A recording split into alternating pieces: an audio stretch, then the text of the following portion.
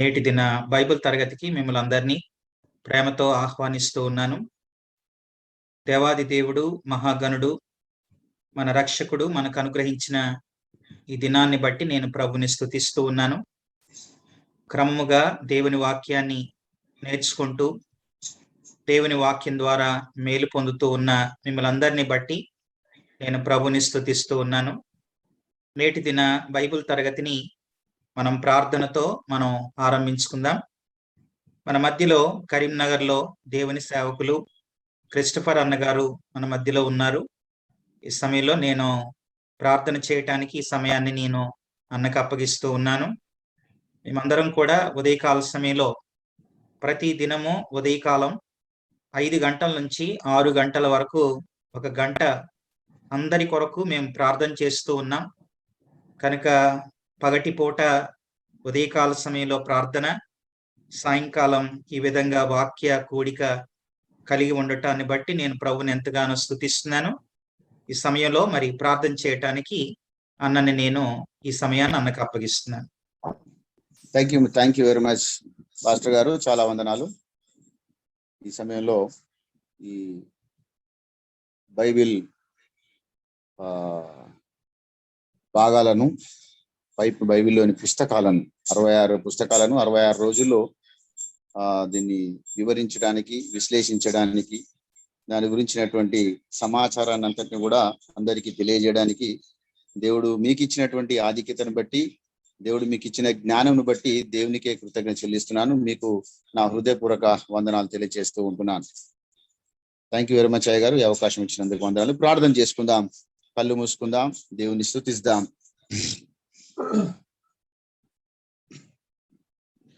సర్వశక్తిమంతుడా, సర్వాధికారి, సర్వ సృష్టికర్త, సర్వలోక రక్షకుడా, దయగల మా తండ్రి, మా గొప్ప దేవుడా, మా యేసయ్య, మీకు వందనాలు, స్తుతులు, స్తోత్రాలు చెల్లిస్తుంటున్నాం. బలవంతుడగు దేవా, నిత్యుడగు తండ్రి, సమాధానకర్తమైన మా యేసయ్య, మీకు స్తోత్రాలు చెల్లిస్తున్నాం. ప్రభువా, ప్రేమామయుడవు, కరుణామయుడవు, దయామయుడవు నాయన, మీకు వందనాలు, స్తోత్రాలు చెల్లిస్తున్నాం. సమస్త లోకమును ప్రభా నా తండ్రి ఎంతగానో ప్రేమించి మీ ప్రేమలో ప్రతి ఒక్కరిని ప్రభా నా తండ్రి మీ తట్టు ఆకర్షింప చేయటం గాను ప్రభువా, ఈ లోకంలోనికి ప్రభా మీరు ప్రభా నా తండ్రి మరి వచ్చి అనేకులను ప్రభా నశించుచున్న వారిని రక్షించుటకును ప్రభా నా తండ్రి 33.5 ఏళ్ళు ఈ భూమి మీద జీవించి 3.5 సంవత్సరాల్లో ప్రభా గొప్ప అద్భుతాలు, ఆశ్చర్య కార్యాలు చేసి అనేకులను ప్రభా నా తండ్రి మీ తట్టు ఆకర్షింప చేసి మీ శిష్యులను గాను, మీ దాసులను గాను ప్రభా నా తండ్రి అనేకులను ఏర్పాటు చేసుకుని ప్రభా ఈ లోకంలో మీరు చేసిన గొప్ప కార్యాలను బట్టి మీకు లెక్కలేని కృతజ్ఞతాస్తుతి, స్తోత్ర వందనాలు చెల్లిస్తూ ఉంటున్నాం. దయగల మా ప్రభా మీకు స్తోత్రాలు. ప్రభా నా తను 33.5 ఏళ్ళనే ప్రపంచాన్ని అంతటినీ కూడా ప్రభా నాయన ప్రభా మీ తట్టు ఆకర్షింపజేసిన మా గొప్ప దేవుడా మీకు స్తోత్రాలు. ఈ లోకంలో పంపించబడినటువంటి ప్రభా అనేక దైవజనులు మా ప్రభా నా తండ్రి మీ సేవకులుగా, మీ దాసులుగా ఈ లోకంలోనికి పంపించబడి నాయన ప్రభా మీ జ్ఞానమును బట్టి, మీ తెలివిని బట్టి, మీ వివేచనను బట్టి అనేకులకు ప్రభా మీరు ఇచ్చినటువంటి ఆధిక్యతను బట్టి ప్రభా నా తండ్రి మీకు కృతజ్ఞతాస్తుతి, స్తోత్ర వందనాలు చెల్లిస్తుంటున్నాం. మా ప్రభా మీ యందు గుప్తమైనటువంటి జ్ఞానాన్ని ప్రభా అలనాడు సొలొమోను గారికి మీరు ఇచ్చారు. మీకు వందనాలు, స్తోత్రాలు ప్రభా. అదే జ్ఞానము ప్రభా నా తండ్రి మీ దాసులకు ఇచ్చి మీ పరిశుద్ధ గ్రంథంలోని పరిశుద్ధమైనటువంటి మాటలు పరిశుద్ధముగాను రాయుటకును పరిశుద్ధముగా అనేకులకు తెలియజేయబడగలుగుటకు ప్రభా మీరు ఏర్పాటు చేసినటువంటి ఈ పరిశుద్ధ గ్రంథము బైబిల్ బట్టి మీకు వందనాలు, స్తోత్రాలు చెల్లిస్తూ ఉంటున్నాం. ప్రభా నా తండ్రి మీ పరిశుద్ధ గ్రంథంలో లోక జ్ఞానమంతయు నింపబడి, పరలోక జ్ఞానము నింపబడి ప్రభానాథాన్ని నిత్య రాజ్య జ్ఞానంతో నింపబడినటువంటి సత్యాలు ప్రభానాథాన్ని ఎన్నో ప్రభా అందులో ఇమిడించి నాయన ప్రభా నా తండ్రి సందర్భానుసారమైనటువంటి మాటల చేత ప్రభా నా తండ్రి అనేకులను ఆకర్షించి రక్షించగలిగి ప్రభా మీ రాజ్యము వైపు నడిపించగలిగినట్లు ప్రభా ఎన్నో మాటలను ప్రభా ఆదరణగా ప్రభా మరి అనుగ్రహించినటువంటి మీ పరిశుద్ధ గ్రంథంలోని 66 పుస్తకాలను ప్రభా నా తండ్రి మీరు ఏర్పాటు చేసి ప్రజలందరికీ లోకమంతటికి నీ ప్రభా నా తండ్రి వెలిగించుటకై ఇచ్చినటువంటి మీ వెలుగు కలిగినటువంటి మాటలను ప్రభా నా తండ్రి ప్రకటించగలుగుటకు ప్రభా సేవకులుగా, సేవకురాలుగా, సువార్థికులుగా అనేకులను ప్రభా మీరు ఏర్పాటు చేసుకుని భూమి మీదకి పంపించి ఆయన ప్రభా మీ మాటలను తెలియచేయటకును, మీ సత్యవాక్యములను ప్రభా అనేకులకు వివరించుటకును ప్రభా మీరు చేస్తున్న గొప్ప కార్యాలను బట్టి మీకు వందనాలు చెల్లిస్తూ ఉంటున్నాం.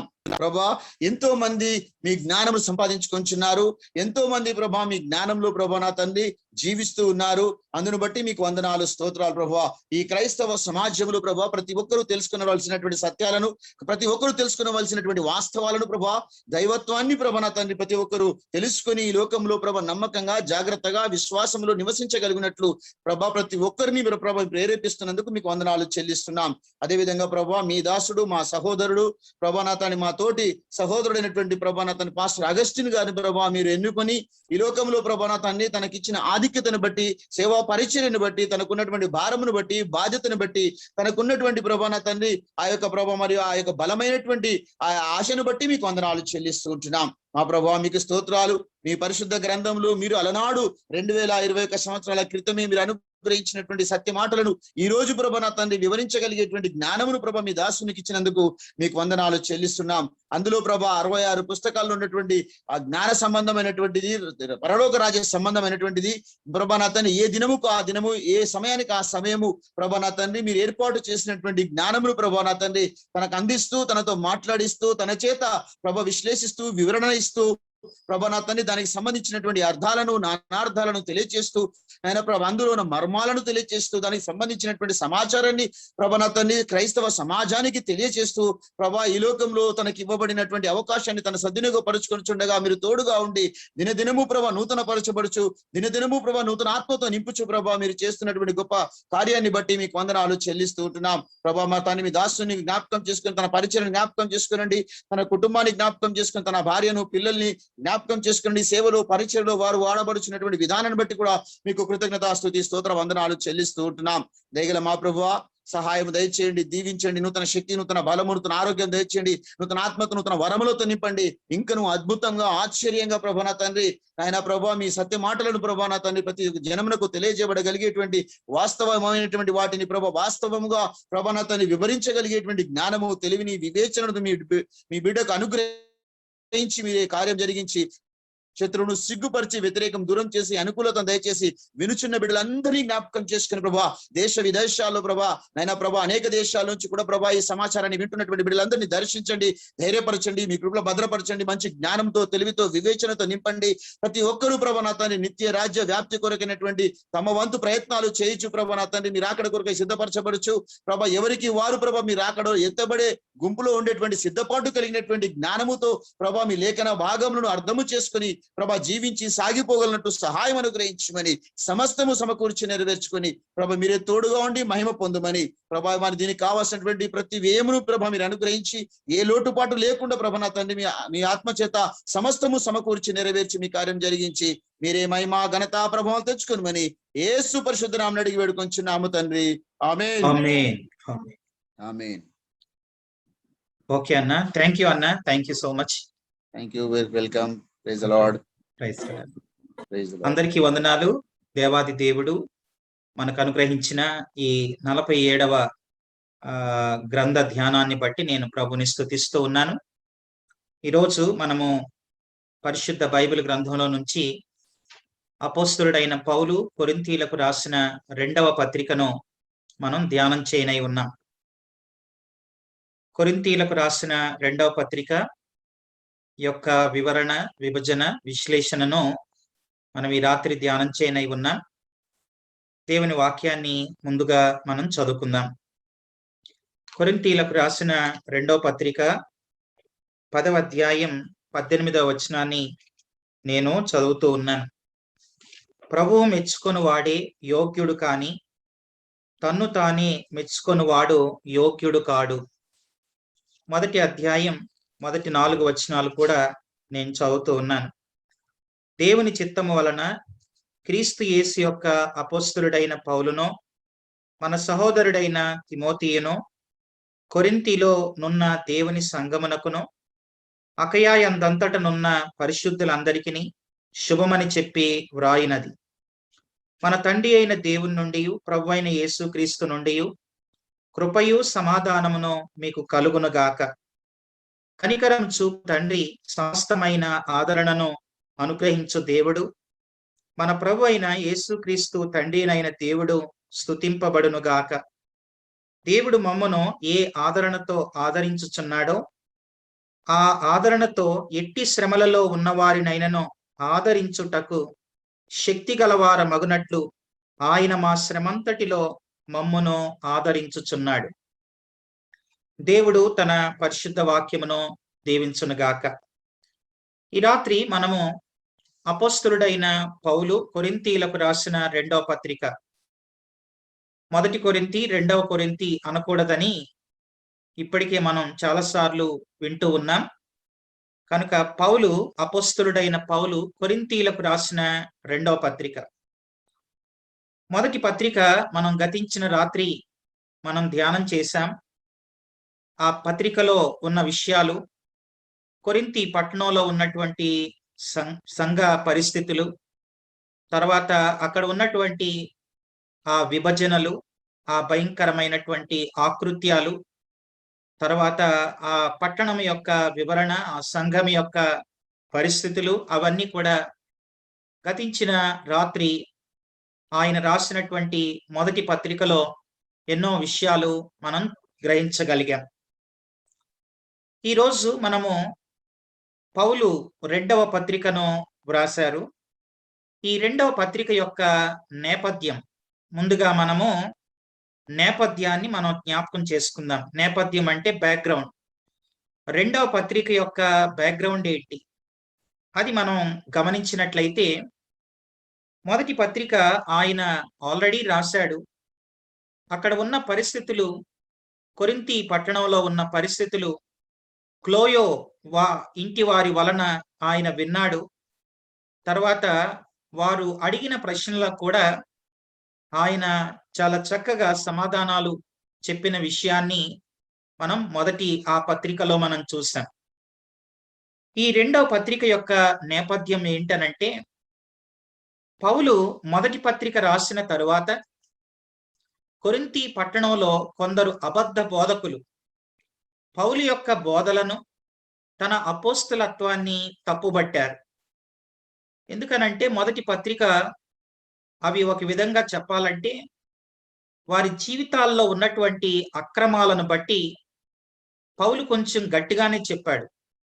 చాలా ఆత్మావేశంతో వారిని గద్దిస్తూ, మీకు బుద్ధి రావాలని, మీకు సిగ్గు రావాలని ఈ మాటలు నేను చెబుతున్నాను, ఇలాంటివి కనీసం బయట అన్యుల్లో కూడా ఉండవు అని ఆయన ఎంతో ఆత్మావేశంతో వారిని ఖండిస్తూ, బుద్ధి చెప్పుతూ, వారి జీవితాలు మార్చబడాలని ఒక ప్రక్కన ఎంతో వేదనతో, కన్నీటితో, బాధతో, దుఃఖంతో ఆ మొదటి పత్రిక ఆయన వ్రాశాడు.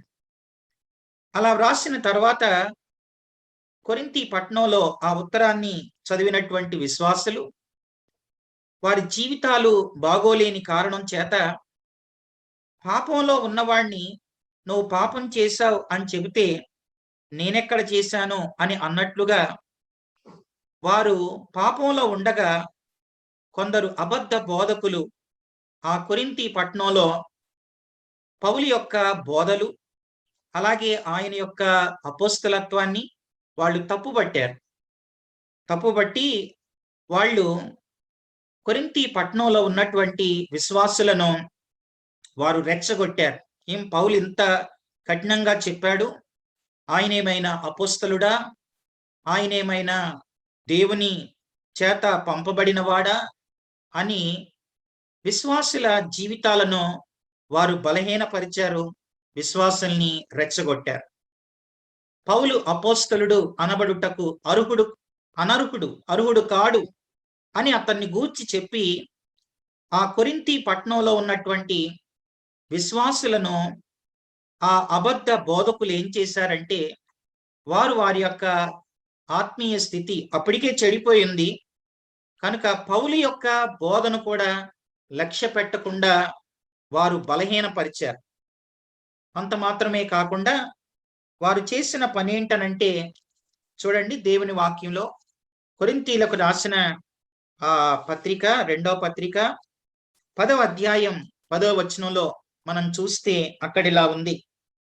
ఆ కొరింథీ పట్టణంలో ఉన్నవారు అబద్ధ బోధకులు ఇలా చెబుతూ ఉన్నారు, అతని పత్రికలు ఘనమైనవి, బలీయమైనవి అలా ఉన్నాయి, గాని అతడు శరీర రూపమునకు బలహీనుడు, అతని ప్రసంగం కొరగానిది, అతను చెప్పిన మాట మనం నమ్మటమేంటి అని పత్రికలు బానే రాస్తాడు, కానీ ఆయన చూడటానికి ఎలా ఉంటాడు, తర్వాత శరీర రూపమునకు పౌలు బలహీనుడు, అతని ప్రసంగం పెద్ద ఏమీ కొరగానిది, పెద్ద ఎన్నికలో మనం లెక్క పెట్టవలసింది కాదు, ఇన్ని తిట్లు మిమ్మల్ని తిడతాడా, ఇంతగా మిమ్మల్ని బాధ పెడతాడా అని పాపంలో ఉన్న, బలహీనతల్లో ఉన్న వారిని ఇంకా బలహీనపరిచారు.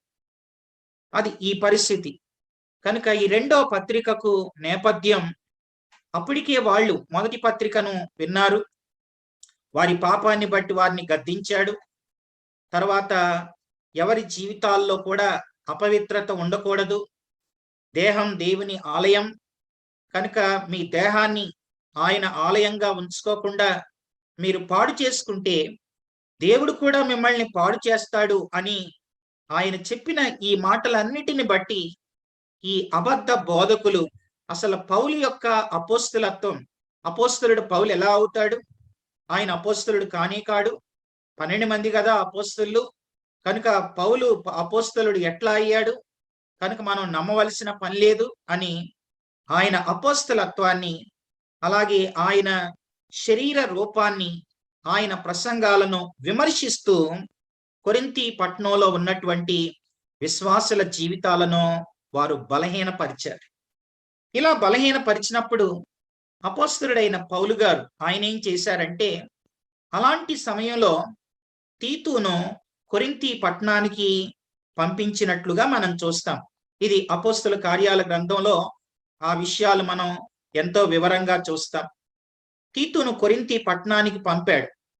ఆ తర్వాత పౌలు గారు మాసిదోనియా పట్టణానికి వెళ్ళి అక్కడ పరిచర్య చేస్తూ తీతు నుండి ఏదైనా ఒక మంచి సమాచారం వస్తుందేమో అని ఆయన ఎదురు చూస్తా ఉన్నాడు. 5వదిగా తీతు అక్కడ నుండి మంచి సమాచారంతో తిరిగి వచ్చి కొరింథీ ఆ పట్టణంలో, ఆ సంఘంలో ఎక్కువ మంది విశ్వాసులు తమ నడవడికను మార్చుకున్నారని పౌలుకు తీతు చెప్పాడు. కనుక ఈ ఉత్తరాన్ని చదివిన తర్వాత కొందరు, అంటే అందరూ కాదు కానీ కొందరు, నిజమే ఈ పాపం మనలో ఉండకూడదు, మనం దేవుణ్ణి నమ్ముకున్న వారం, ఆయన సిలువను, ఆయన మరణాన్ని, ఆయన త్యాగాన్ని మనం జ్ఞాపకం చేసుకొని మనం ఇలా బలహీనతల్లో, పాపాల్లో మనం ఉంటే దేవుని రాజ్యాన్ని మనం పొందుకోలేం అని కొంతమంది విశ్వాసులు తమ నడవడికను మార్చుకున్నారు. ఈ విషయం తీతు ద్వారా విన్న పౌలు ఎంతో సంతోషించి ఆ మాటల చేత తను ఎంతో ఆదరించబడి, ఆ తర్వాత మార్పు చెందని కొందరితో, ఇంకా అక్కడ మారని వాళ్ళు, ఆ అబద్ధ బోధకుల యొక్క విధి విధానాలలో కొందరు ఏకీభవించిన వారితో న్యాయమైన వాదన చేయుటకు ఈ రెండో పత్రికను పౌలు గారు వ్రాసినట్లుగా మనం చూస్తాం. మార్పు చెందని కొందరితో న్యాయమైన వాదన.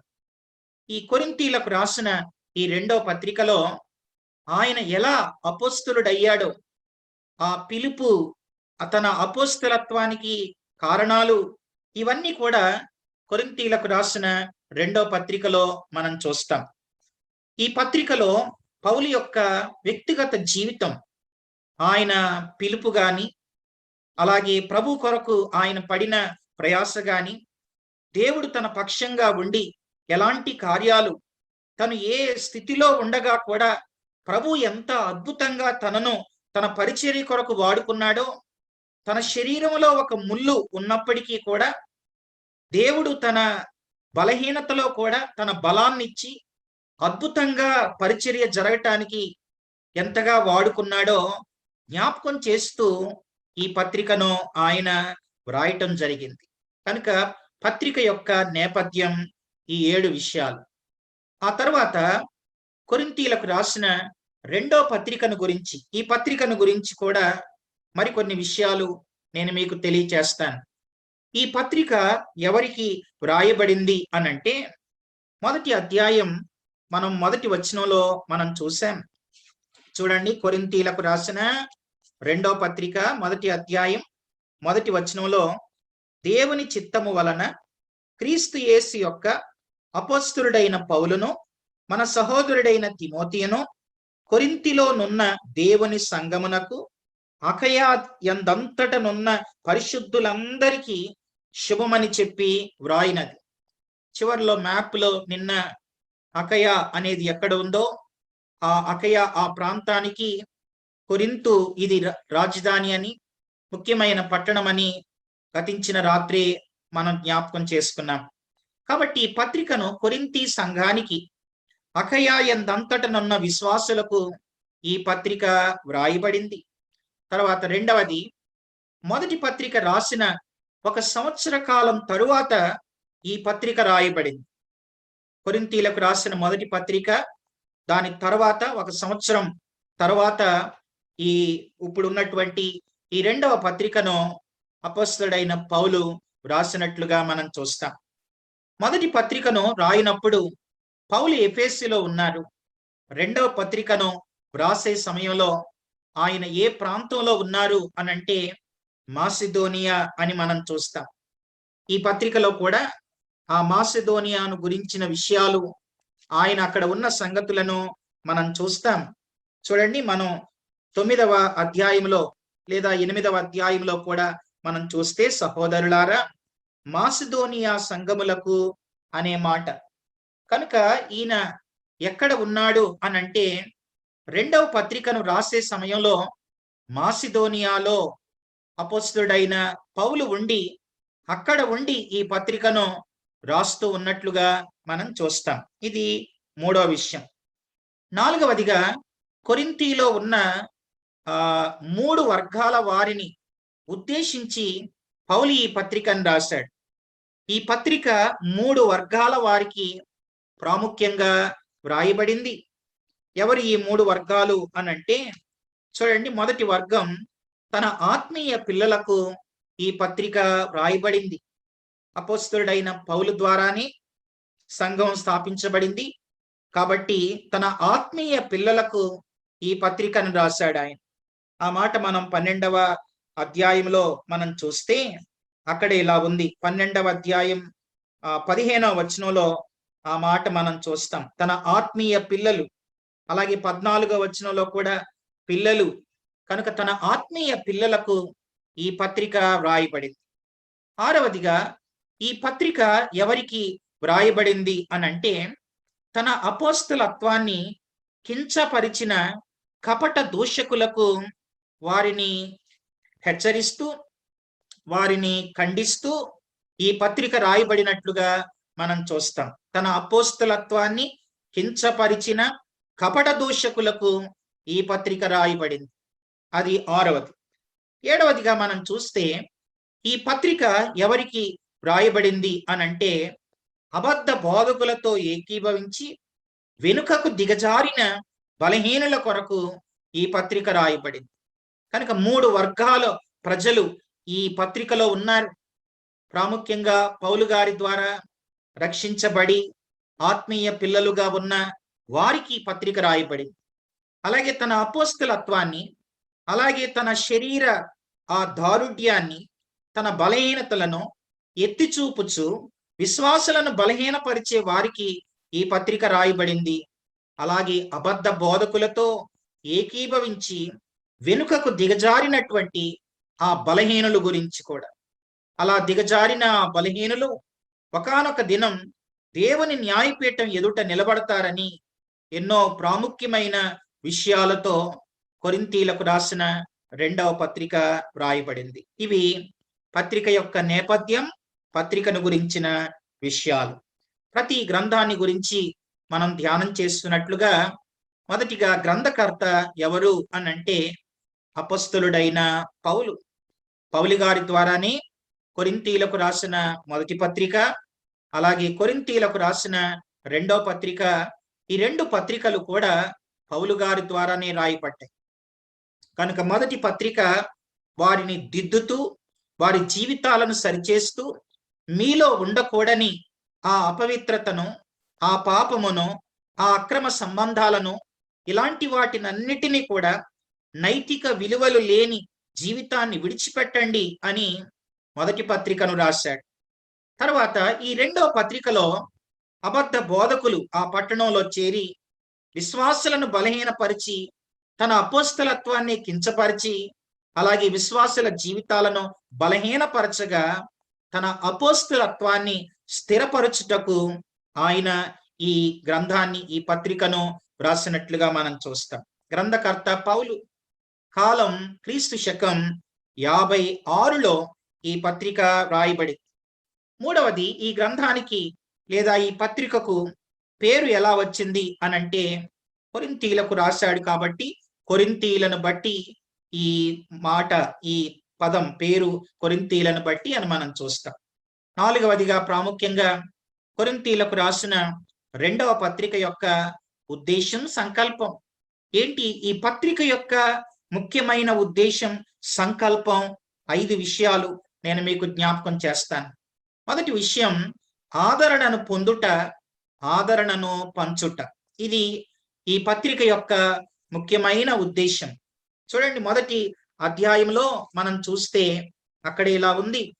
కొరింథీలకు రాసిన మొదటి పత్రిక మొదటి అధ్యాయంలో మనం గమనించినట్లయితే ఆదరణ, 4వ వచనం, దేవుడు మమ్మను ఏ ఆదరణతో ఆదరించుచున్నాడో ఆ ఆదరణతో ఎట్టి శ్రమల్లో ఉన్నవారినైనను ఆదరించుటకు. కనుక ఆదరణ పొందుట, ఆదరణను పంచుట, అది ముఖ్యమైనటువంటి ఉద్దేశం. అదే మాట, ఆదరణ అనే మాట ఈ క్రింద చూస్తే ఇంకా ఎన్నో పర్యాయాలు ఆ పదాన్ని మనం చూస్తాం. 5వ వచనంలో కూడా, క్రీస్తు యొక్క శ్రమలు మా యందు ఎలాగూ విస్తరించుచున్నావో అలాగే క్రీస్తు ద్వారా ఆదరణయు మాకు విస్తరించుచున్నది. 6వ వచనం, మేము శ్రమ పొందినను మీ ఆదరణ కొరకు, రక్షణ కొరకును పొందుదాం. మేము ఎన్ని శ్రమలు పడినా అది మీ ఆదరణ కొరకే. చూడండి, 6వ వచనం, మేము ఆదరణ పొందినను మీ ఆదరణ కొరకై పొందుదము. ఈ ఆదరణ మేము కూడా పొందుచున్నట్టి ఆ శ్రమలను ఓపికతో సహించుటకు కార్యసాధనమై ఉన్నది అనే మాట. కనుక సంకల్పం, ఉద్దేశం ఆదరణను పొందుట, ఆదరణను పంచుట. ఇది మొదటి మాట. రెండవది ఏంటనంటే, కొరింథీలకు రాసిన 2వ పత్రిక యొక్క ముఖ్యమైన ఉద్దేశం, సంకల్పం దుర్బోధలను ఖండించుట, సత్యమును ప్రకటించుట. సంఘములో దుర్బోధలు ఉన్నప్పుడు వాటిని ఖండించాలి, మౌనంగా ఉండకూడదు. తప్పు జరుగుతూ ఉన్నప్పుడు ఖండించాలి, బుద్ధి చెప్పాలి, సరిచేయాలి. కనుక దుర్బోధలను ఖండించుట, అలాగే సత్యమును ప్రకటించుట, ఇది 2వ ఉద్దేశం, సంకల్పం. మూడవదిగా మనం ఏం చూస్తాం అనంటే, కొరింథీలకు రాసిన 2వ పత్రిక యొక్క సంకల్పం, ఉద్దేశం, పౌలు తన అపోస్తులుల అధికారమును, పరిచర్యను దృఢపరచుట. ఇందులో తనను అపోస్తులుడు కాదు, తను ఎలాంటి వాడు, అలాంటి వాడు, అసలు దేవుని ఎన్నికలో ఉన్నాడో లేదో అని విశ్వాసులను బలహీనపరిచిన వారికి తన అధికారాన్ని, తన పరిచర్య, ఎంత అద్భుతమైన పరిచర్య తను చేయగలిగాడో ఈ పత్రికలో తెలుసుకోండి అని చెప్పి, తను చేసిన పరిచర్యను, ముఖ్యంగా తన వ్యక్తిగత జీవితంలో ఎన్నో విషయాలు ఈ పత్రికలో ఆయన పొందుపరిచాడు. ఇది మూడవది. నాలుగవదిగా ఈ పత్రిక యొక్క ఉద్దేశం ఏంటనంటే, దేవుని న్యాయపీఠం ఎదుట జరుగు తీర్పును గురించి ఇందులో మనం చూస్తాం. అది 4వది. 5వది ఏంటనంటే, కొరింథీలకు రాసిన 2వ పత్రిక అనంటేనే క్రైస్తవ ఔదార్య నియమాలు తెలుపుట. క్రైస్తవులు ఔదార్యం అంటే ఇచ్చుటను గురించి అసలు క్రొత్త నిబంధనలో ఏ పత్రికలో గాని, ఏ గ్రంథంలో గాని లేనన్ని గొప్ప విషయాలు, ఇచ్చుటను గురించిన విషయాలు మనము కొరింథీయులకు రాసిన 2వ పత్రికలోనే మనం చూస్తాం. కనుక క్రైస్తవ ఔదార్య నియమాలు తెలుపుట, ఇది సంకల్పం, ఉద్దేశం. తర్వాత ముఖ్యమైన పదం ఆదరణ, పరిచర్య. ఈ 2 పదాలు ఈ పత్రికలో ఎన్నో పర్యాయాలు రావటం మనం చూస్తాం. ఆదరణ, పరిచర్య, ఈ 2 ప్రాముఖ్యమైనటువంటి పదాలు. అలాగే ముఖ్యమైన అధ్యాయాలు 8, 9 అధ్యాయాలు. 7వదిగా ముఖ్యమైన వచనం 5వ అధ్యాయం 17వ వచనం. కొరింథీయులకు రాసిన 2వ పత్రిక 5వ అధ్యాయం 17వ వచనంలో అక్కడిలా ఉంది, కాగా ఎవడైనను క్రీస్తు నందు ఉన్న ఎడల వాడు నూతన సృష్టి, పాతవి గతించెను, ఇదిగో క్రొత్తవాయెను అనే మాట. కనుక ముఖ్యమైన వచనం 5వ అధ్యాయం 17వ వచనం. 8వదిగా మనం ముఖ్యమైన వ్యక్తులు ఎవరు అనంటే అపోస్తలుడైన పౌలు, తిమోతి, తీతు, కొరింథీయులు, అకయా ప్రాంతములో ఉన్న విశ్వాసులు, వీరు ముఖ్యమైన వ్యక్తులుగా ఈ పత్రికలో మనం చూస్తాం. ఇది 8వ విషయం. తర్వాత 9వది సంక్షిప్త వివరణ. కొరింథీయులకు రాసిన 2వ పత్రిక యొక్క సంక్షిప్త వివరణ. ఈ పత్రికను సంక్షిప్తంగా, క్లుప్తంగా మనం చెప్పాలి అనంటే ఈ పత్రికలో మొత్తం అధ్యాయాలు 13 అధ్యాయాలు ఉన్నాయి. మొత్తం వచనాలు ఎన్ని అనంటే 257 వచనాలు ఈ పత్రికలో ఉన్నట్లుగా మనం చూస్తాం. ఈ పత్రికను 3 భాగాలుగా విభజించి మనము ఆలోచించాలి. కొరింథీయులకు రాసిన 2వ పత్రిక 3 భాగాలు. సులభంగా మనం గుర్తుపెట్టుకొని ఈ పత్రికను ఆలోచించగలిగితే 3 భాగాల్లో మొదటి 7 అధ్యాయాలు ఒక భాగం, 8, 9 అధ్యాయాలు 2వ భాగం, అలాగే 10 నుంచి 13 వరకు 3వ భాగం. కనుక కొరింథీయులకు రాసిన 2వ పత్రిక 3 భాగాలు. మొదటి 7 అధ్యాయాల్లో పరిచర్యను గూర్చి పౌలు వివరణ.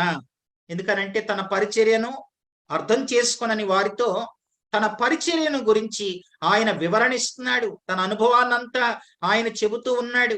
వివరణ, సవరణ. పరిచర్యను గూర్చి పౌలు యొక్క వివరణ, అలాగే వారిలో ఉన్నటువంటి కొన్ని లోపాలను సవరిస్తూ సరిచేసుకోమని ఆ మొదటి 7 అధ్యాయాల్లో ఆయన చెబుతూ ఈ పత్రికను రాశాడు. తర్వాత 8, 9 ఈ 2 అధ్యాయాలు కూడా పరిశుద్ధుల కొరకైన సహాయం ఇచ్చుట, గివింగ్, ఔదార్యాన్ని గురించి క్రొత్త నిబంధనలో 2 అధ్యాయాలు ఇచ్చుటను గురించి మనం చూస్తాం. అంటే పరిశుద్ధుల కొరకు, దేవుని సేవ కొరకు విశ్వాసులు ఇవ్వాలి, వారికి సహాయం చేయాలి అని 2 అధ్యాయాల్లో ఇచ్చుటను గురించి మనం చూస్తాం. తర్వాత 10 నుంచి 13 వరకు కూడా తన అపోస్తులత్వాన్ని ఆయన స్థిరపరుస్తున్నాడు. దేవుడు తనను ఎలా పిలిచాడో, తర్వాత దేవుడు తనను సేవలో ఎలా బలపరిచి ఆయన వాడుకున్నాడో, వాడుకుంటూ ఉన్నాడో, తర్వాత తన బలహీనతల్లో కూడా దేవుడు తన బలాన్నిచ్చి 12వ అధ్యాయంలో మనం బాగుగా ఎరిగిన మాట, నా కృప నీకు చాలును. అపోస్తలుడైన పౌలికి ఒక ముళ్ళున్నప్పుడు నా కృప నీకు చాలును అని తన కృపను దేవుడు తనకు అనుగ్రహించి అద్భుతంగా తనను సేవలో అపోస్తలుడుగా తనను ఎలా వాడుకుంటున్నాడో, తన అపోస్తలత్వాన్ని స్థిరపరచడం గురించి 3వ భాగంలో మనం చూస్తాం. కనుక సంక్షిప్త వివరణ 3 భాగాలు.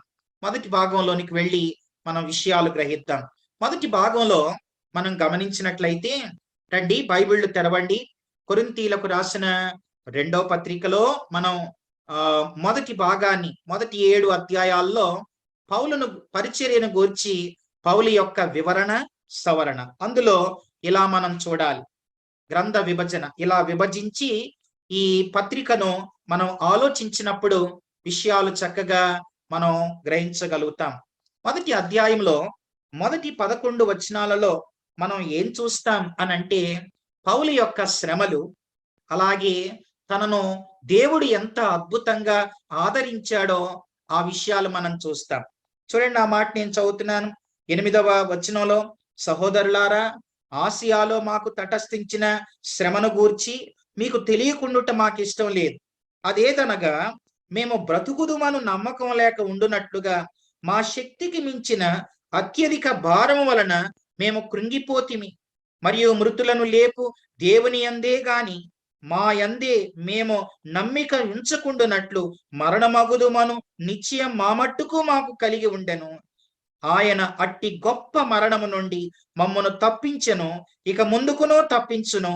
మరియు మా కొరకు ప్రార్థన చేయటం వలన మీరు కూడా సహాయం చేయుచుండగా ఆయనకు ముందుకునో మమ్మను తప్పించునని ఆయన యందు నిరీక్షణ గలవారమై ఉన్నా. కనుక పౌలు యొక్క శ్రమ దేవుడు తనను ఎలా అద్భుతంగా తనను ఆదరించాడు కాబట్టి ఆ ఆదరణతో మేము కూడా మిమ్మల్ని ఆదరిస్తాం అని 5వ వచనంలో చెప్తున్నాడు. చూడండి 5వ వచనం, క్రీస్తు యొక్క శ్రమలు మా యందు ఎలాగు విస్తరించుచున్నవో అలాగే క్రీస్తు ద్వారా ఆదరణయు మాకు విస్తరించుచున్నది. మేము శ్రమ పొందినను మీ ఆదరణ కొరకు రక్షణ కొరకు పొందుదాం. మా శ్రమల్లో దేవుడు మమ్మల్ని ఆదరించాడు కాబట్టి మేము కూడా మీరు శ్రమల్లో ఉన్నప్పుడు మేము మిమ్మల్ని ఆదరించే వారంగా ఉంటాం అని పౌలు శ్రమలు మరియు ఆదరణను గురించి మొదటి 11 వచనాల్లో మనం చూస్తాం. తర్వాత 12 నుంచి 24 వరకు పౌలు యొక్క ప్రయాణ యోచనలో మార్పు. అంటే ఎన్నో పర్యాయాలు నేను మీ యొద్దకు రావాలనుకుంటూ ఉన్నాను, కానీ దేవుడు నన్ను మరొక ప్రాంతానికి నడిపించాడు అని పౌలు ప్రయాణ యోచనలో మార్పును గురించి 12వ వచనం నుండి 24వ వచనం వరకు, అంటే మొదటి అధ్యాయంలో ఈ 2 విషయాలు మనం చూస్తాం. మొదటి 7 అధ్యాయాల ఆ వివరణలో మొదటి అధ్యాయంలో శ్రమలు ఆదరణ ప్రయాణ యోచనలో మార్పును మొదటి అధ్యాయంలో మనం చూస్తాం.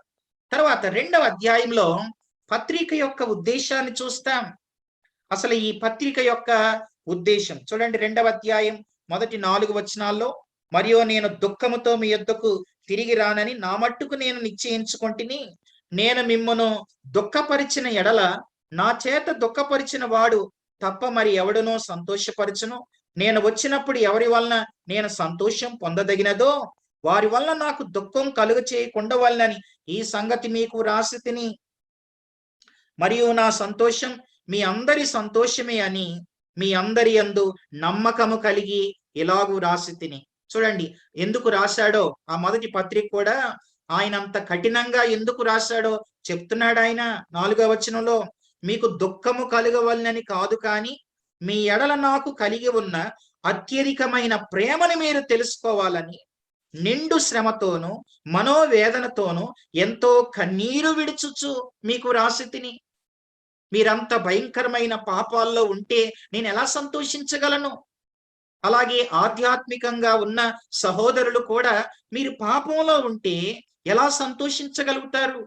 కాబట్టి దుఃఖంతో కన్నీటితో నేను మీకు రాశాను, మీరు మార్పు చెందారు అన్న ఆ మాటను నేను విని నేనెంతో సంతోషిస్తున్నాను అని చెప్పి పత్రిక యొక్క ఉద్దేశాన్ని చెప్తున్నాడు ఆయన. మరొక మాట 7వ అధ్యాయం 8వ వచనం కూడా చూడండి. 7వ అధ్యాయం 8లో, నేను వ్రాసిన పత్రిక వలన మిమ్మును దుఃఖపెట్టినందున విచారపడను.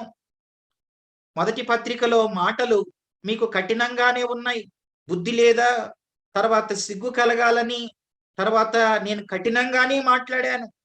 మిమ్మల్ని దుఃఖపెట్టినందున నేను విచారపడను. నాకు విచారం కలిగినను ఆ పత్రిక మిమ్మును స్వల్పకాలం మట్టుకే దుఃఖపెట్టెనని తెలుసుకొని ఉన్నాను. మీరు దుఃఖపడితిరని సంతోషించుట లేదు, కానీ మీరు దుఃఖపడి మారు మనసు పొందితిరని ఇప్పుడు సంతోషించుచున్నాను. అలా నేను చెప్పకపోతే మీలో ఈ మార్పు వచ్చేది కాదు. కాబట్టి మీ మార్పును బట్టి నేనెంతో సంతోషిస్తున్నాను అని చెప్పి ఆయన 2వ అధ్యాయం మొదటి 4 వచనాల్లో తను రాసిన పత్రిక యొక్క ఉద్దేశాన్ని ఆయన తెలుపుతూ ఉన్నాడు.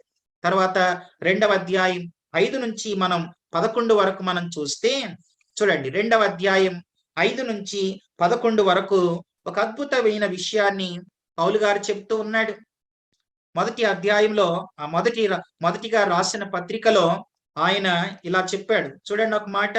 మొదటి పత్రికలో ఆయన చాలా కటువుగా చెప్పాడు ఈ మాట.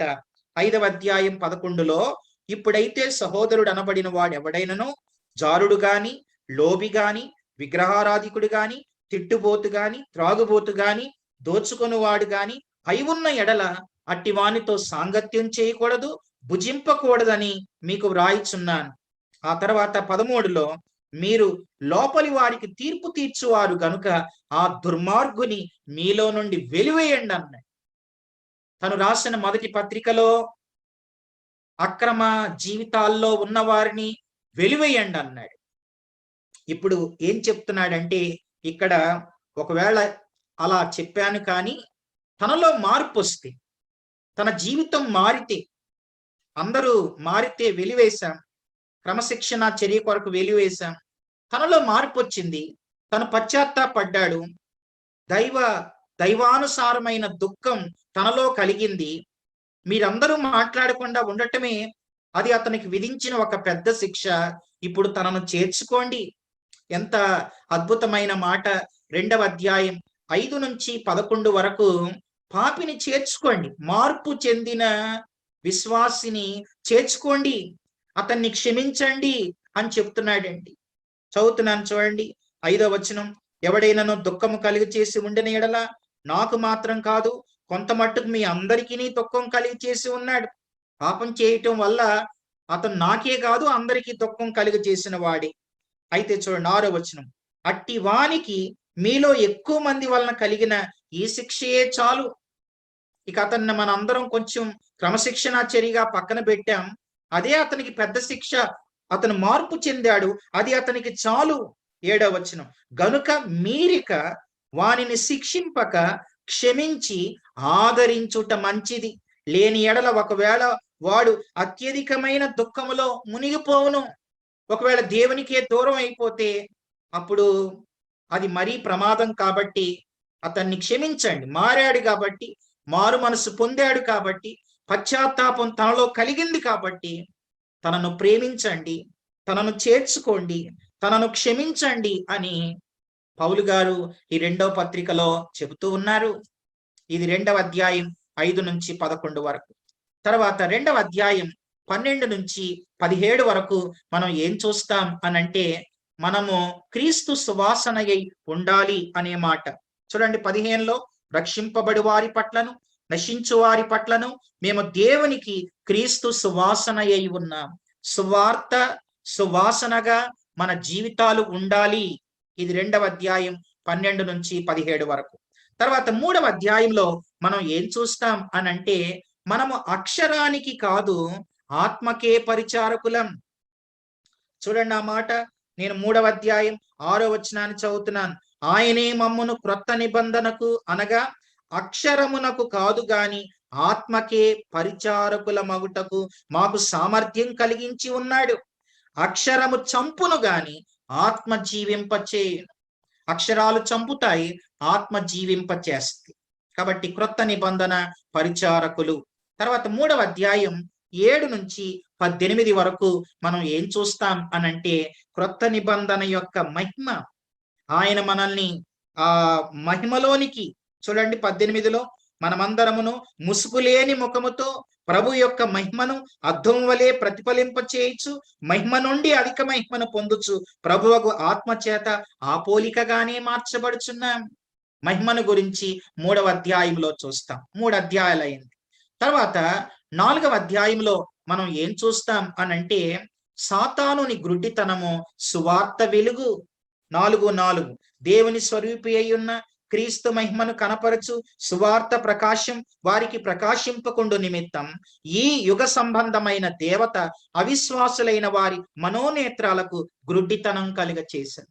సాతానుని గ్రుడ్డితనం, సువార్త వెలుగు. 4 నుంచి 6 వరకు మనం చూస్తాం. అలాగే 4వ అధ్యాయం 7 నుంచి మనము గమనించినట్లయితే 18 వరకు కూడా, 7వ వచనం నుంచి 18 వరకు కూడా పౌలు ఇలా చెబుతూ ఉన్నాడు. ఎటుపోయినను శ్రమపడుచున్నను ఇరికింపబడిన వారం కాము, అపాయములలో ఉన్నాము, కేవలం ఉపాయం లేని వారం కాము, తరమబడుచున్నను దిక్కులేని వారం కాము, పడద్రోయబడినను నశించు వారము కాము. బలహీన సమయాలలో దేవుని బలమును పొందుటను గురించి 4వ అధ్యాయం 7 నుంచి 18 వరకు మనం చూస్తాం.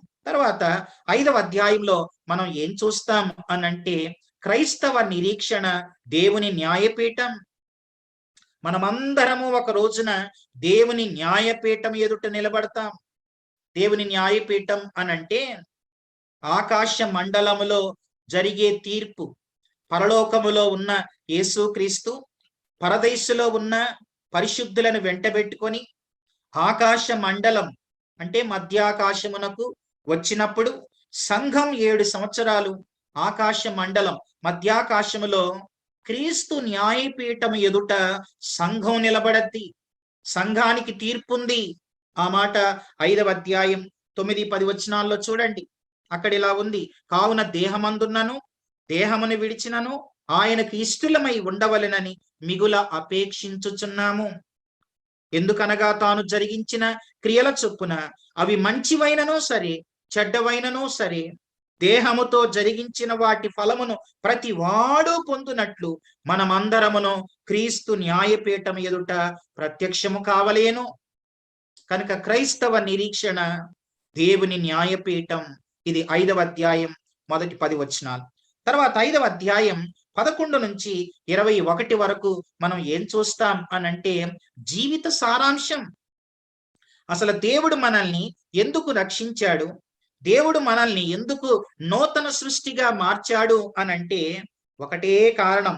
చూడండి ఆ మాట 5వ అధ్యాయం 15లో, జీవించు వారు ఇక మీదట తమ కొరకు కాక తమ నిమిత్తం మృతి పొంది తిరిగి లేచిన వాని కొరకే జీవించాలి. అది జీవిత సారాంశం. మనము ఆయన కోసమే జీవించాలి, ఆయన కోసమే బ్రతకాలి. నూతన సృష్టిగా చేయబడ్డాం కాబట్టి మనం నూతన సృష్టి ఆ జీవిత విధానాల్లో మనం కొనసాగాలి.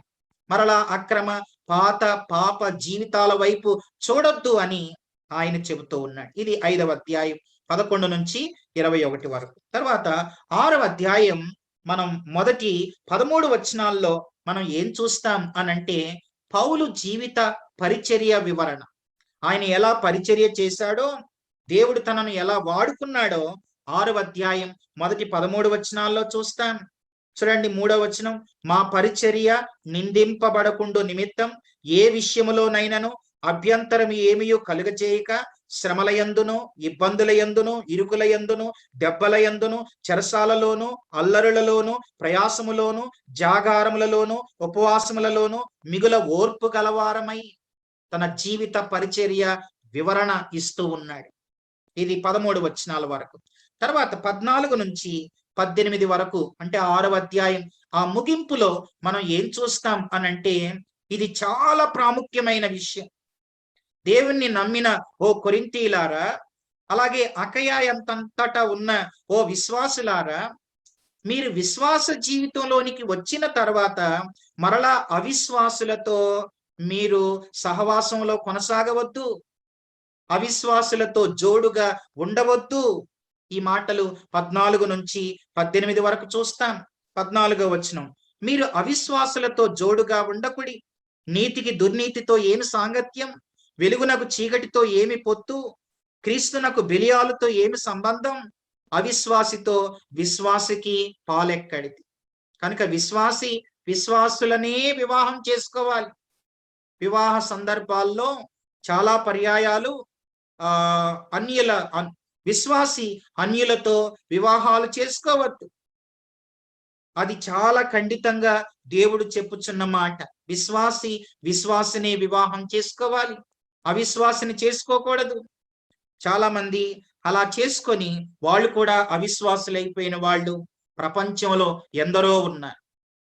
చాలా తెలివిగా ఏమంటారంటే కొందరు, వాళ్ళను కూడా మార్చొచ్చు కదా అని అంటారు. ప్రపంచంలో అలా ఎవ్వరూ కూడా జరగలేదు, ఎక్కువ జరగలేదు, ఎక్కడో ఒకటో రెండో ఏమో. కానీ అలా అనుకున్న వాళ్ళు చివరికి కొద్ది దినాలు పోయిన తర్వాత విశ్వాసి అయ్యుండి అవిశ్వాసిని వివాహం చేసుకొని చివరికి అవిశ్వాసులుగా మారిపోయిన వారు ఎందరో సమాజంలో ఉన్నారు. కాబట్టి మనము దేవుని వాక్యం చెబుతుంది, అవిశ్వాసితో విశ్వాసికి పాలెక్కడిది, దేవుని ఆలయమునకు విగ్రహాలతో ఏమి పొందుక, మనము జీవము గల దేవుని ఆలయమై ఉన్నాం, మనం ప్రత్యేకంగా ఉంటాం. కనుక విశ్వాసులతోని మనం జోడు అంటే జత ఉండాలి తప్ప అవిశ్వాసులతో జోడుగా ఉండవద్దు. ఇది 6వ అధ్యాయం. తర్వాత 7వ అధ్యాయం మొదటి 7 వచనాలలో పౌలు యొక్క ఆనందం, అలాగే ఆదరణ. తర్వాత 7వ అధ్యాయం 8 నుంచి 16 వరకు వారిలో వచ్చినటువంటి ఆ మారు మనసును బట్టి. 9వ వచనం చదివాం మనం. మీరు దుఃఖపడితిరని సంతోషించుట లేదు గాని మీరు దుఃఖపడి మారు మనసు పొందితిరని ఇప్పుడు సంతోషించుచున్నాను. అదే ఆయన ఆనందం. ఒక పాపి మారినప్పుడు సేవకునికి దేవునికి ఆనందం. సేవకులకు అలాగే పైనున్న దేవునికి ఏది సంతోషం అనంటే, ఒక పాపి అలాగే ఒక భయంకరమైన అక్రమ విధానాల్లో కొనసాగుతున్న వాళ్ళు మార్పు చెందినప్పుడు దేవుడు ఎంతో సంతోషిస్తాడు. మీరు మారు మనసు పొందితిరని నేను సంతోషించి తిని అని అంటున్నాడు. దైవ చిత్తానుసారమైన ఆ దుఃఖం మీలో వచ్చినందుకు నాకు ఆనందం అని చెప్తున్నాడు. ఇది మొదటి 7 అధ్యాయాల్లో మొదటి భాగం. తర్వాత 2వ భాగంలోనికి మనం త్వరగా వెళదాం. చూడండి, కొరింథీయులకు రాసిన 2వ పత్రికలో వారిలో కొంత మార్పు వచ్చింది. ఆ మార్పు వచ్చిన వారితో మరలా 8, 9 అధ్యాయాల్లో పరిశుద్ధుల కొరకైన సహాయం అంటే గివింగ్, ఇచ్చుటను గురించి క్రొత్త నిబంధనలో 8, 9 అధ్యాయాల్లో ఉన్నంత వివరణ ఇంకా మరెక్కడా మనం చూడం. అంత వివరణ 8, 9 అధ్యాయాల్లో మనం చూస్తాం. ప్రారంభం నుండే ఇలా ఉంది. 8వ అధ్యాయం 1వ వచనం, సహోదరులారా, మాసిదోనియా సంఘములకు అనుగ్రహింపబడి ఉన్న దేవుని కృపను గూర్చి మీకు తెలియజేయుచున్నాను. ఏలయనగా వారు బహుశ్రమల వలన పరీక్షింపబడగా అత్యధికముగా సంతోషించిరి, మరియు వారు నిరుపేదలైనను వారి దాతృత్వం బహుగా విస్తరించెను. నిరుపేదలే దాతృత్వం విస్తరించి అది ఆ కృపలో వారు అభివృద్ధి చెందితే, కొరింథీ పట్టణస్థులారా, ఓ ధనవంతులారా, మీరు యెరూషలేములో ఉన్నటువంటి ఆ నిరుపేదలకు మీ నుండి సహాయం ఇంకా ఎంతో చేయవలసి ఉన్నది అని దాతృత్వాన్ని గురించి ఆయన ఇక్కడ మాట్లాడుతున్నాడు. 8, 9 అధ్యాయాల్లో దాతృత్వాన్ని గురించి చెప్తున్నాడు. 3వ వచనం, ఈ కృప విషయములోను పరిశుద్ధుల కొరకైన పరిచర్యలో పాలు పొందు విషయములోను మనఃపూర్వకముగా మమ్మను వేడుకొనుచు వారు తమ సామర్థ్యం కొలదియే కాక సామర్థ్యం కంటే ఎక్కువగా తమంతట తామే ఇచ్చిరని మీకు సాక్ష్యం ఇచ్చుచున్నాను.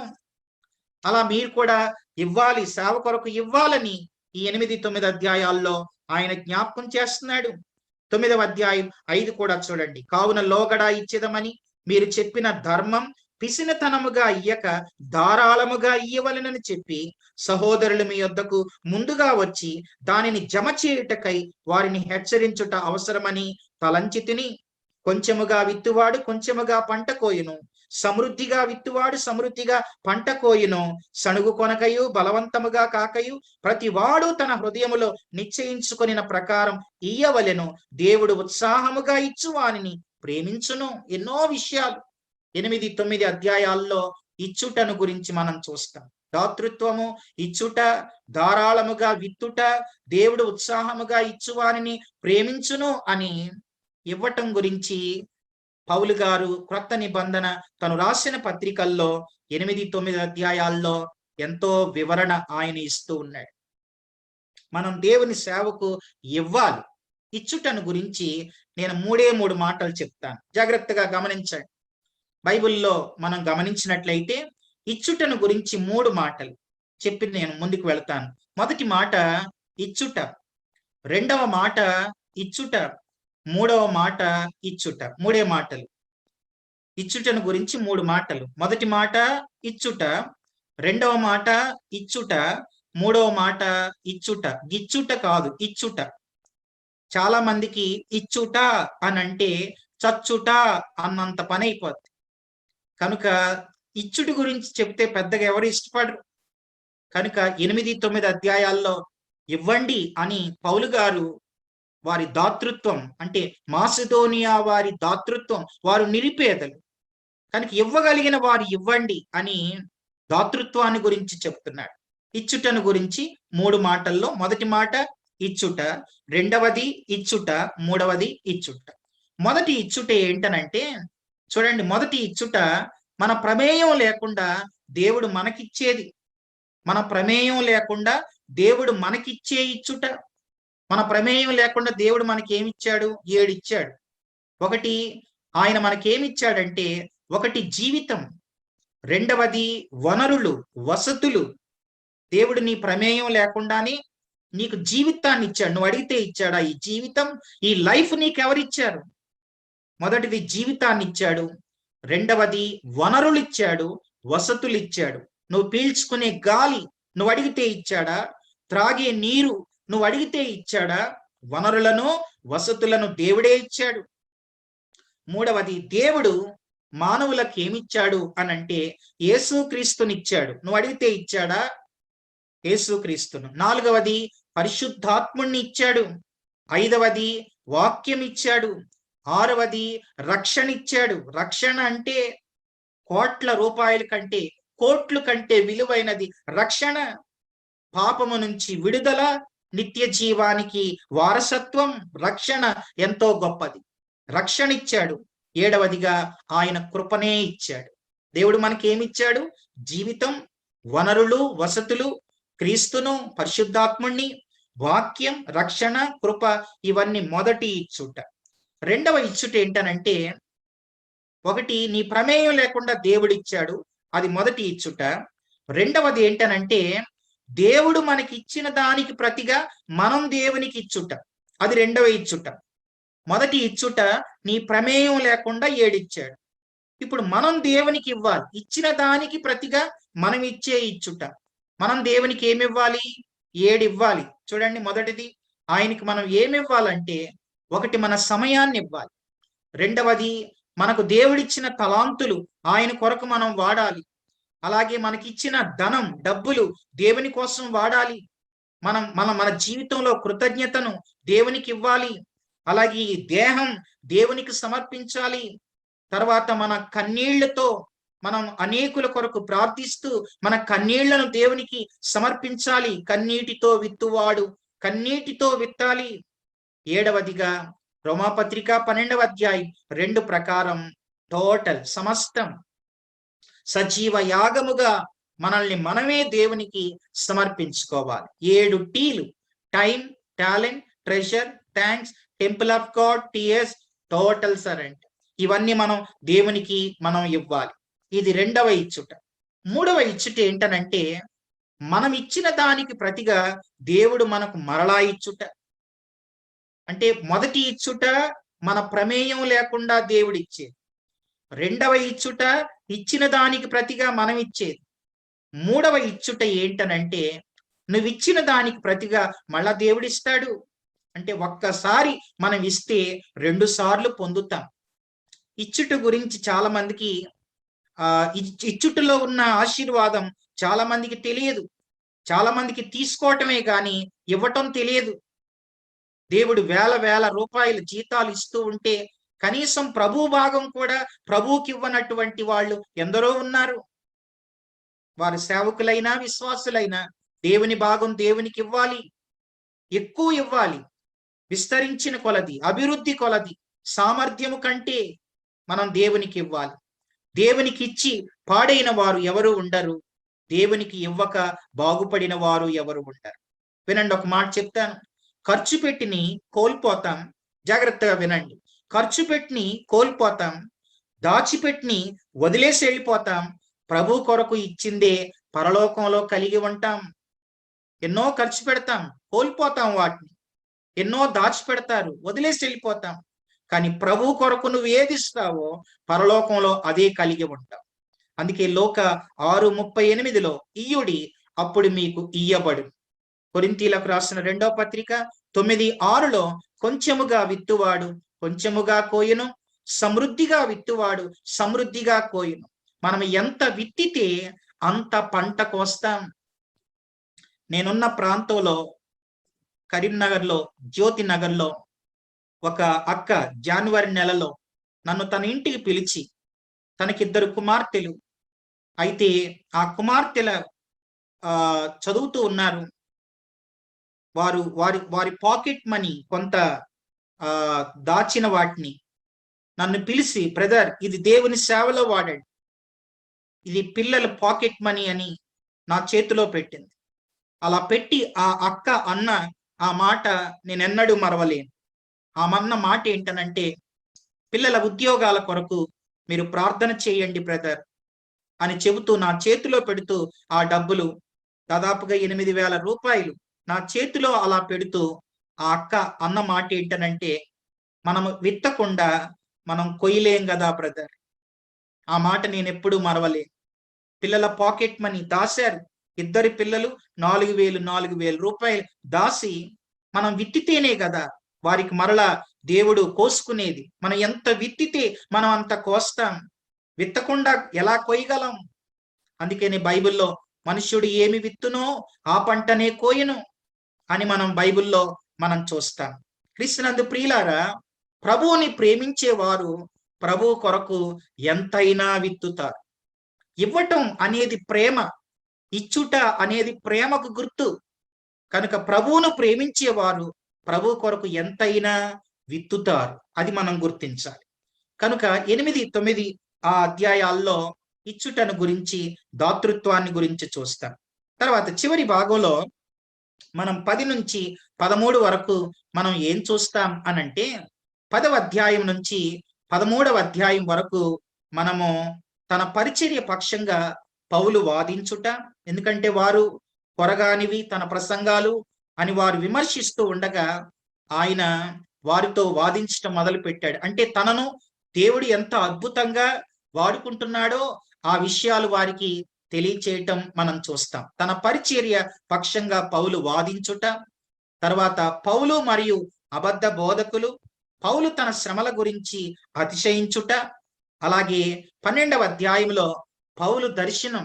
12వ అధ్యాయం అద్భుతమైన దర్శనం. 14 సంవత్సరాల క్రితమే ఆయన పరదైస్సులోనికి వెళ్ళి చూసి వచ్చిన దర్శనాన్ని 12వ అధ్యాయంలో చెప్పాడు. చూడండి, పరదైసు అనంటే 3వ ఆకాశం అని మనం కొరింథీయులకు రాసిన 2వ పత్రిక 12వ అధ్యాయం 3వ వచనంలో పరదైసు అంటే 3వ ఆకాశం అని ఇక్కడ మనం చూస్తాం. అంటే ఆకాశాలు 3 ఉన్నాయి. మొదటి ఆకాశం, 2వ ఆకాశం, 3వ ఆకాశం. 3వ ఆకాశమే పరదైసు అని కొరింథీయులకు రాసిన 2వ పత్రిక 12:3లో ఆ మాట మనం చూస్తాం. కనుక ఆయన పరలోక దర్శనమును గురించి, అలాగా 12వ అధ్యాయంలో తన శరీరములో ఉన్న ఒక ముళ్ళును గురించి చెప్పాడు. ఇక్కడ బైబిల్ ఎంతో మంది బైబిల్ పండితుల యొక్క అభిప్రాయం మేరకు పౌలుకున్న ముళ్ళు ఏంటనంటే, బైబిల్ పండితులు అలా చెప్పారు, ఆయనకున్న ముళ్ళు దమస్కు మార్గంలో క్రైస్తవులను చంపాలని ఆయన వెళుతూ ఉండగా అపోస్తల కార్యం 9వ అధ్యాయంలో ఉన్నట్లుగా గొప్ప వెలుగును చూశాడు. ఆ వెలుగు మామూలు వెలుగు కాదు, గొప్ప వెలుగు. ఆ వెలుగును ఎప్పుడైతే పౌలు చూశాడో తనకి కంటి ప్రాబ్లం వచ్చింది. పౌలు గారికి ఉన్న ముళ్ళు ఏంటనంటే, బైబిల్ పండితుల ప్రకారం, వాళ్ళ ఆలోచన ప్రకారం పౌలికి తన కళ్ళమట ఎప్పుడు నీళ్లు కారుతా ఉంటాయట. కళ్ళమట నీళ్లు వస్తూనే ఉంటాయి, ఆయన కళ్ళ నీళ్లు కారుతూ ఉంటాయి. రెండవది, తనకున్న ముళ్ళు ఏంటనంటే హిస్నోఫేలియర్, తుమ్ములు వస్తానే ఉంటాయి, తుమ్ముతానే ఉంటాడు. అది తనకున్న ముళ్ళు. అది పోవాలని 3 సార్లు ప్రార్థన చేశాడు. 3 సార్లు ప్రార్థన చేస్తే అటు నుండి దేవుని నుండి తనకొచ్చిన జవాబు ఏంటనంటే, నా కృప నీకు చాలును అని దేవుడు అన్నాడు. నా కృప నీకు చాలును అన్నాడు. కృప చాలును అనంటే, వినండి చెప్తాను. కృప చాలును అనంటే ప్రాబ్లం పోయినట్లా ఉన్నట్లా అనంటే, వినండి, కృప చాలును అనంటే వచ్చిన ప్రాబ్లం పోదు గాని ఆ ప్రాబ్లం వల్ల ఇతనికి ఏ ప్రాబ్లం ఉండదు. అదే కృప అంటే. ఇప్పుడు కొంతమందికి షుగర్, బీపీలు వస్తాయి. మనం ఎంత ప్రార్థన చేసినా షుగర్, బీపీలు అవి మెయింటైన్ చేసుకుంటూ వెళ్లాల్సిందే గాని అవి పోవు. కొంతమందికి బ్యాక్ పెయిన్ ఉంటది, డాక్టర్ చెప్తాడు బెడ్ రెస్ట్, ఎక్కడికి వెళ్ళొద్దు అంటాడు. కానీ మనం వెళతాం, వస్తాం, మరలా ప్రాబ్లం వచ్చినప్పుడు మళ్ళా వెళితే ఇంత ప్రయాణం ఎలా చేశాం అని అంటారు డాక్టర్లు. అదే కృప అంటే. వచ్చిన ప్రాబ్లం పోదు గాని ప్రాబ్లం వల్ల ఏ ఇబ్బంది ఉండదు. పౌలికి కళ్ళం నీళ్ళు వస్తాయి, తుమ్ములు వస్తాయి, కానీ ఎక్కడైనా నిలబడి ప్రసంగం చేస్తూ ఉంటే ఎన్ని గంటలు ప్రసంగాలు చేసినా ఒక్క తుమ్ము రాదు, అలాగే కళ్ళమ్మట నీళ్లు కూడా కారేవి కావట. అదే కృప అంటే. నా కృప నీకు చాలు అని అన్నాడు. కనుక దేవుని కృప ఉంటే చాలు. ఆయన కృపలో లేనిది లేదు, ఆయన కృప వల్ల కానిది లేదు. కనుక 12వ అధ్యాయంలో 3 పీలు చెప్తాను. Problem, prayer, peace. ప్రాబ్లమ్స్ వస్తాయి, ప్రేయర్ చేయాలి, దేవుడు పీస్ని ఇస్తాడు. కనుక సమాధానాన్ని, నెమ్మదిని ఆయన ఇస్తాడు. ఇది 12వ అధ్యాయంలో మనం మొదటి 10 వచనాల్లో పౌలు దర్శనం మరియు అతని ముళ్ళు. తర్వాత 12వ అధ్యాయంలో 11 నుంచి 21 వరకు కొరింథీయుల పట్ల పౌలు శ్రద్ధ. కొరింథీయుల పట్ల పౌలు శ్రద్ధ చూడండి. 15వ వచనంలో, మిమ్మల్ని ఎంత ఎక్కువగా ప్రేమించుచున్నానో అంత తక్కువగా నన్ను మీరు ప్రేమిస్తారా? కనుక వారి పట్ల ఆయన చూపిన శ్రద్ధ. తర్వాత 13వ అధ్యాయంలో చివరి హెచ్చరిక చేస్తున్నాడు ఆయన. 13వ అధ్యాయం 5లో, మీరు విశ్వాసం గలవారై ఉన్నారో లేదో మిమ్మల్ని మీరే శోధించుకొని చూసుకొనుడి, మిమ్మల్ని మీరే పరీక్షించుకొనుడి. మీరు భ్రష్టులు కాని ఎడల యేసుక్రీస్తు మీలో ఉన్నాడని మిమ్మల్ని గురించి మీరే ఎరుగరా? కనుక చివరి హెచ్చరిక చేస్తున్నాడు. తర్వాత 13వ అధ్యాయం 11 నుంచి 14 వరకు చివరిగా ఆయన చెప్పే వందనాలు. అందరికీ కూడా ఆయన వందనాలు చెబుతూ ఉన్నాడు. ఇది 13వ అధ్యాయం. కనుక 13వ అధ్యాయం వరకు ఇది వివరణ, విభజన, విశ్లేషణ. ముగింపులో ఈ గ్రంథంలో నుంచి మనం నేర్చుకోవలసినటువంటి విషయాలు ఏంటి? కొరింథీయులకు రాసిన 2వ పత్రిక ద్వారా మనం ఏం నేర్చుకోవాలి అనంటే, మొదటి మాట, నిరాశ నిస్పృహలలో దేవుని ఆదరణ నిరీక్షణకు ఆధారం. ఇది మొదటి మాట. మొదటి అధ్యాయం 4 నుంచి 10 వరకు నిరాశ నిస్పృహలలో, మానవ జీవితంలో నిరాశ నిస్పృహలు వస్తాయి. దేవుని ఆదరణ నిరీక్షణకు ఆధారం. ఇది మొదటి విషయం. రెండవది ఏంటనంటే, 2వ అధ్యాయం 5 నుంచి 8 వరకు దేవుని మాటలతో తమ నడవడికను మార్చుకున్న సహోదరులను క్షమించాలి, ఆదరించాలి. భూమి మీద మనుషులు ఎవరు పర్ఫెక్ట్ కాదు. ప్రతి మనిషిలో ఏదో ఒక బలహీనత ఉంటుంది. బలహీనతలు ఉండటం సహజం, కానీ ఆ బలహీనతల్లో కొనసాగటం తప్పు. తప్పు చేయని మనుషులు ఎవరు ఉండరు, కానీ ఆ తప్పులో కొనసాగటం తప్పు. అది పెద్ద తప్పు. కాబట్టి అది తప్పు అని తెలుసుకొని ఒక మనిషి మార్చుకున్నప్పుడు, పశ్చాత్తాపడినప్పుడు అతన్ని మనం ప్రేమించాలి, అతన్ని మనం క్షమించాలి. ఎందుకు అనంటే, మనం కూడా ఎన్నోసార్లు మనం తప్పిపోయినప్పుడు ప్రభు కూడా మనల్ని చేర్చుకున్నాడు, మనల్ని ఆయన క్షమించాడు. కాబట్టి ఈ రోజు ఇలా ఉన్నాం. మనం కూడా అలా తమ తప్పును తాము తెలుసుకున్న వాళ్ళని మనం క్షమించాలి, వారిని ఆదరించాలి, మరలా వారిని ప్రేమించాలి. అంతేగాని పోతే పోని అని మనం ఎవరిని పోగొట్టుకోకూడదు. ఇది రెండవది, ఈ పత్రికలో నుంచి నేర్చుకోవలసిన రెండవ ఆధ్యాత్మిక సత్యం. మూడవది ఏంటనంటే, పరిమళ వాసనగా జీవించాలి, క్రీస్తు సువార్తను వ్యాపింప చేయాలి. మనమే క్రీస్తు సువార్తను వ్యాపింప చేయాలి. ఇది మూడవది. నాలుగవదిగా ఏంటనంటే, దినదినము అనుదినము నూతన అనుభూతులను పొందాలి, అదృశ్యమైన వాటిపై దృష్టి ఉంచాలి, అనంతుడైన దేవునిలో ఆనందించాలి. అదృశ్యమైన వాటిపై దృష్టి ఉంచాలి. 4వ అధ్యాయంలో అదృశ్యమైనవి నిత్యములు, దృశ్యమైనవి అనిత్యములు అని ఉంది 18వ వచనంలో. ఈ రోజున మన కంటికి ఏదైతే కనిపిస్తూ ఉందో అది అశాశ్వతం, ఎప్పటికి ఉండదు. ఉండని దాని కోసం ప్రాకులాడవద్దు. ఈ రోజున మన కంటికి ఏదైతే కనబడట్లేదో అది నిత్యం. పరలోకం నిత్యం, రక్షణ నిత్యం. ఈ లోకంలో ఉన్నవేవి కూడా అవి శాశ్వతం కాదు. కాబట్టి అదృశ్యమైన వాటిపై దృష్టి ఉంచాలి, అనంతుడైన దేవునిలో ఆనందించాలి. తర్వాత 6వది జ్ఞాపకం చేస్తాను. 5వ సత్యం ఏంటనంటే, లోకంలో ఉంటూ లోకానికి వేరైన జీవితం క్రీస్తు మన నుండి ఆశించే ఆశయం. ఇది 5వది. 6వది ఏంటనంటే, దాతృత్వంలో విస్తరించాలి, దాతృత్వంలో అభివృద్ధి చెందాలి, క్రీస్తు చేత సమృద్ధి దీవెనలను అనుభవించాలి. ఇచ్చుట ప్రేమకు గుర్తు, దేవుడు ఉత్సాహముగా ఇచ్చువానిని ప్రేమించును.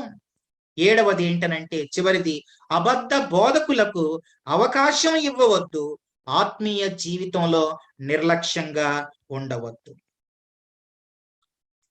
సత్యం కోసం జీవిద్దాం, సత్యవాక్యమును ప్రకటిద్దాం. అట్టి కృప దేవుడు మనందరికీ అనుగ్రహించునుగాక. తల్ల వంచండి, ప్రార్థన చేసుకుందాం.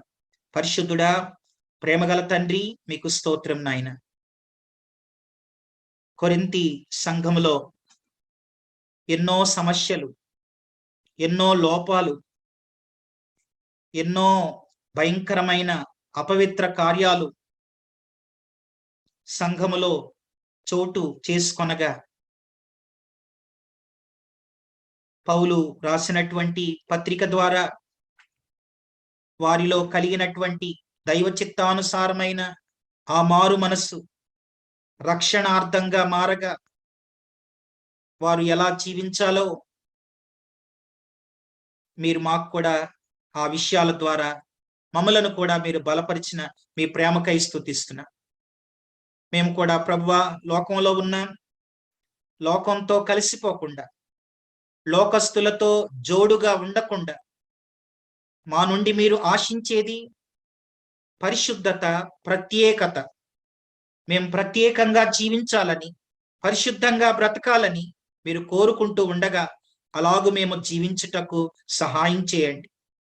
అలాగే మేము చేయగలిగినది ప్రభువా మరి చేయుటకును, మీకోసం జీవించుటకును, అబద్ధ బోధలను ఖండిస్తూ సత్యవాక్యానికి సాక్షులమై సువార్తను ప్రకటిస్తూ మీ కొరకు జీవించే కృప మా అందరికీ అనుగ్రహించుమని ప్రభువైన యేసుక్రీస్తు ఘనమైన నామములో ప్రార్థన చేయుచున్నాము తండ్రి, ఆమేన్. మన తండ్రి అయిన దేవుని ప్రేమ, కుమారుడైన యేసుక్రీస్తు కృప, పరిశుద్ధాత్మ దేవుని సహవాసం సదాకాలము తోడై ఉండును గాక. ఆమేన్. ఆమేన్.